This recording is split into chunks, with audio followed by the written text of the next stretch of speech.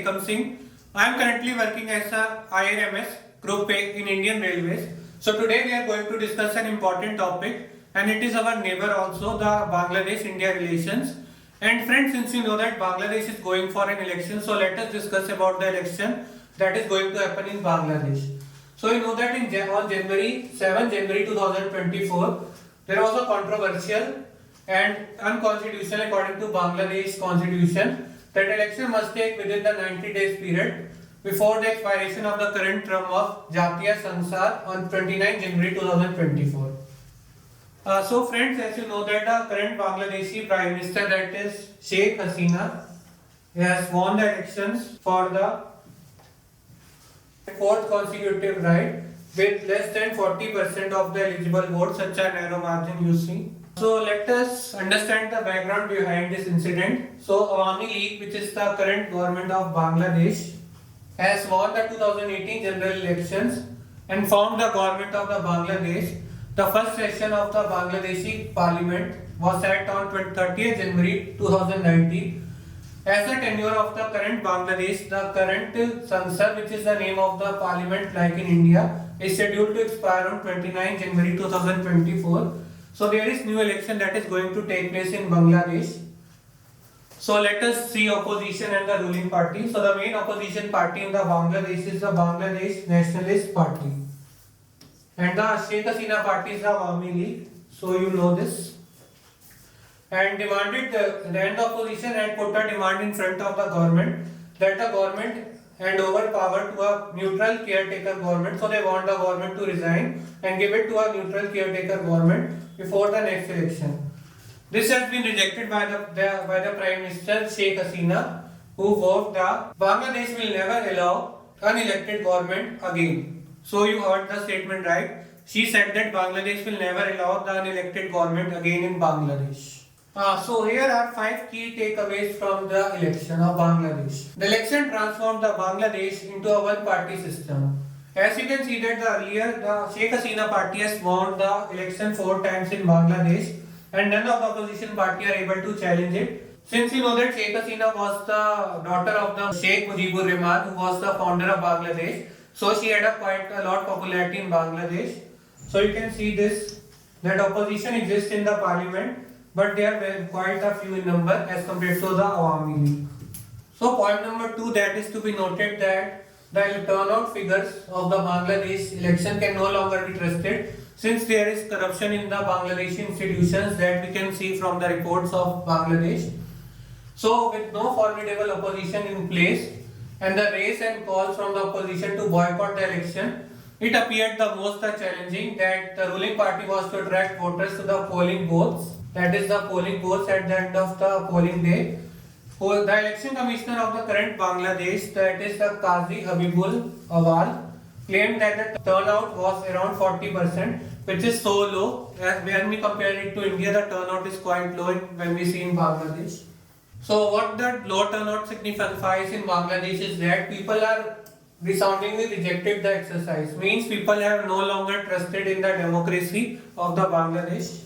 So even if the official turnout statistics is at the face value, 72% of the Bangladesh, you heard it right, 72%, a huge number of the people stayed at home during the Bangladeshi election, and this shows that Bangladeshi government is no longer trusted by the people of Bangladesh. The government effort to make the race appear competitive by propping up dummy candidates exposed that the elections are quite biased. This means that it is quite biased in nature.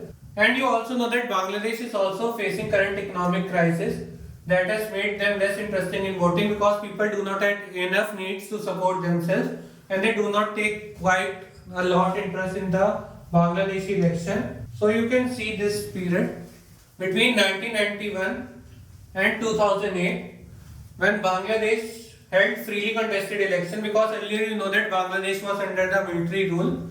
Voters were eager to oust the incumbents and elevate the opposition to power.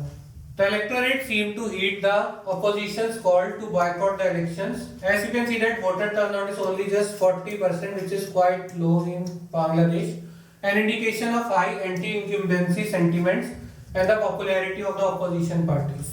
So you can see that US is also involved indirectly in the Bangladeshi election, Since the beginning of 2022, the United States insisted that the Bangladesh should have the free, fair and inclusive election. This was the US statement, and it repeatedly warned that an election which does not meet this criteria won't be acceptable in Bangladesh. So, United States also said that the close relationship with India seems to have made Washington options limited, because you see that Bangladesh is our all-time ally and India's unqualified support for the Hasina government prevailed. After the election, the US State Department and the British Foreign Office, that you can see, described the poll as not free and fair. So you can see that the opposition is vindicated in Bangladesh but faces a tough road ahead. Means opposition is listened to in Bangladesh but they also face a tough road. So you can see that the Bangladesh Nationalist Party, which is the chief opposition in the Bangladesh, also showed that it can remain non-violent despite provocations by the Awami League. But the movement also displayed the failure of the opposition to create a common platform to press for his demands and the people of the Bangladesh. So Sheikh Hasina, the current Prime Minister, characterization of the BNP, the opposition, as a terrorist organization does not bode well for its future. This is a message not only for the BNP but to the all opposition and the critics of the ruling party. So you can see that there is a domination of one party in Bangladesh. For neighboring countries and regional powers like India, China, who are interested in the country's election, the victory signals a continuation of security, trade and other agreements with both the countries that the AL-led government has been pursuing in balancing act as an important player. That is the Awami League. AL is the Awami League party of the Bangladesh. It is focused on the balancing of both the countries in the South, Southeast and Southeast Asia. So as we have seen that in Bangladesh election scenario that there is only one party that is being dominant and the low voter turnout.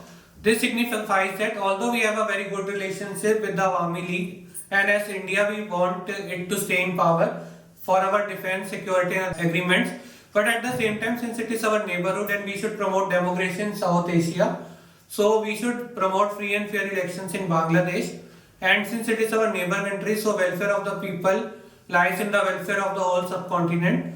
So this is it for the India-Bangladesh relationship and the recent Bangladeshi election. So thank you friends for this video. For more such content, please do like, share and subscribe our channel, and do share the video with your friends. If you have any doubt, feel free to comment us in the comment section. तो मैं एकम सिंह आप सभी के उज्जवल भविष्य की कामना करता हूँ। ऐसे ही पढ़ते रहिए और आप भी अच्छे ऑफिसर बन सकते हैं। जय हिंद।